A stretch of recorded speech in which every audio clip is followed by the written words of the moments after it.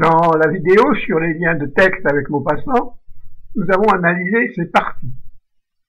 Dans le cas, aujourd'hui, nous allons porter notre attention sur la dernière partie du texte, extrait de Une vie. La question qui se pose aujourd'hui va être comment construire cette dernière partie. Nous allons voir comment Maupassant s'y est pris pour l'écrire. Bien entendu, c'est avec des hypothèses de notre part. Alors voici le texte, lisez-le, faites une pause éventuellement.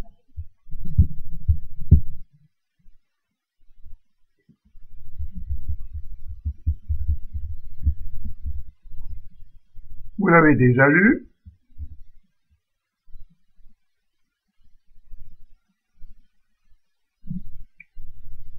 Examinons le procédé mis en place. Alors, il a fait une certaine démarche pour mettre en valeur sa métaphore. Alors, il a créé une métaphore pour une vie, le titre de son roman.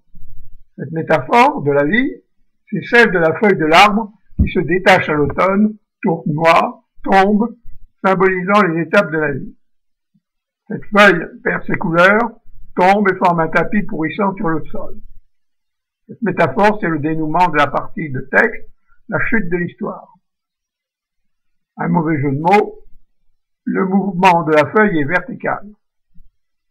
Ayant défini sa métaphore, l'auteur a probablement utilisé la méthode rétroactive en remontant le temps ou les origines pour définir la suite des événements ou faits. Une fois qu'il a trouvé le point de départ, on redescend vers le but pour étoffer le déroulement.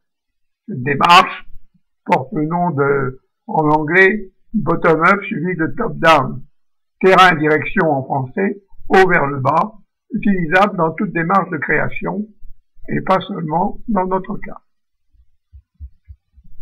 Alors, maintenant, reconstituons l'inverse du déroulement. Faisons l'histoire de la feuille. Appliquons à notre feuille, nous avons une feuille, d'où vient-elle? De la branche qui est portée par l'arbre. Notre arbre, où se situe-t-il? Il peut se trouver en forêt, en jardin, en campagne, en bord de route. Dans notre cas de texte, nous sommes chez des bourgeois qui habitent dans des quartiers riches où les rues sont des avenues. Voilà pour le rétroactif. Voyons pour l'actif la séquence des objets, des thèmes, et la suivante. Avenue, arbre, branche, feuille. Nous avons défini les où de la situation, où ça se passe. Voyons le quand, qui est le double dans une situation. Alors la période de l'année, pas de mystère, c'est l'automne en Normandie.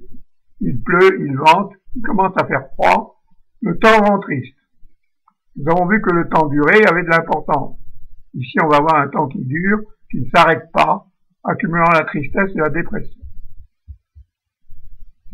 Alors, reprenons l'analyse avec les thèmes. Alors, la structure des thèmes. On a donc en premier lieu une structure thème. 1, avenue, arbre, feuille. 2, branche, feuille. 3, feuille. On a une feuille à chaque fois.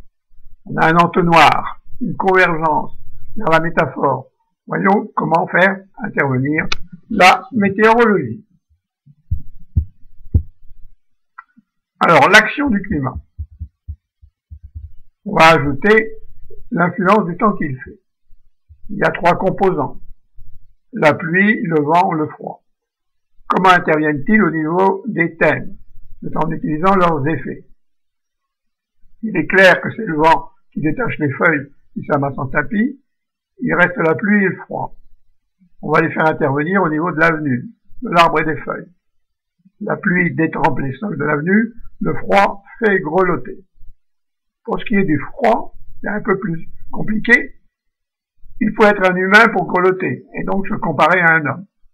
C'est en général une figure fréquente que la personnalisation. L'arbre dépouillé de ses feuilles est passé de touffu à maigre. Pour avoir chaud, il faut être habillé. Pour avoir froid, il faut être nu.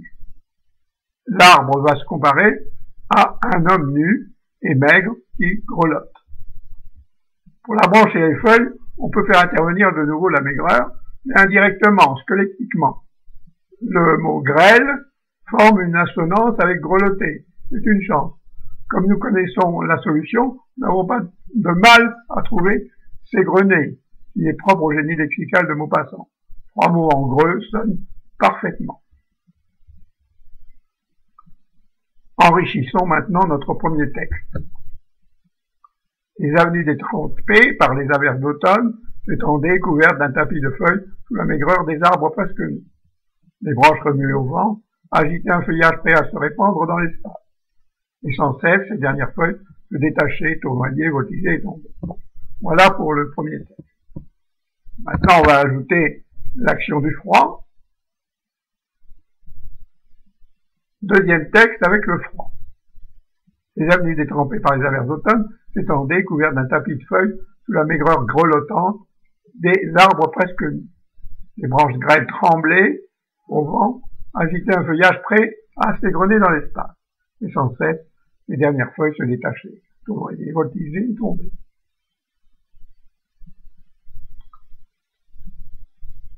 Troisième volet avec la durée. Les averses durent, continuelles. L'agitation du feuillage dure encore. Il faut renforcer le sans cesse de la fin de partie. Comparer les feuilles qui tombent à quelque chose du moment, à la pluie, une pluie de feuilles. Et cela se passe toute la journée. Et cela rend triste et fait pleurer.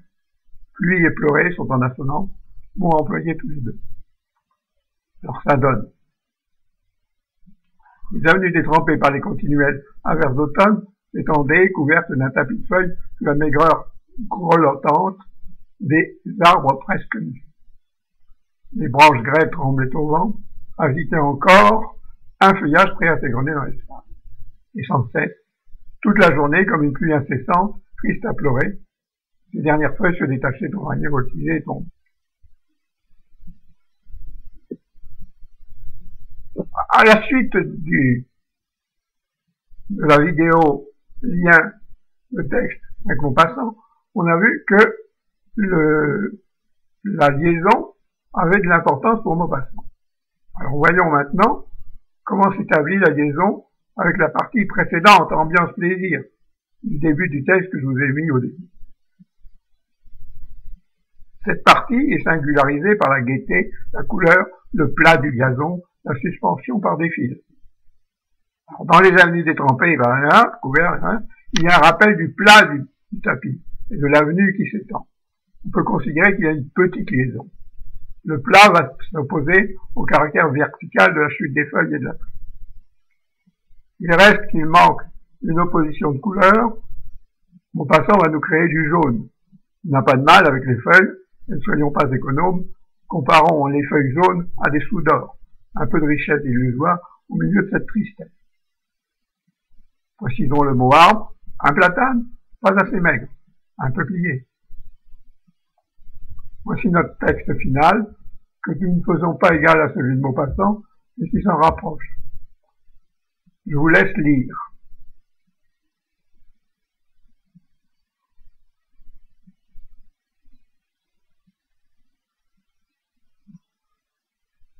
Bien entendu, nous arrivons à un texte à peu près similaire.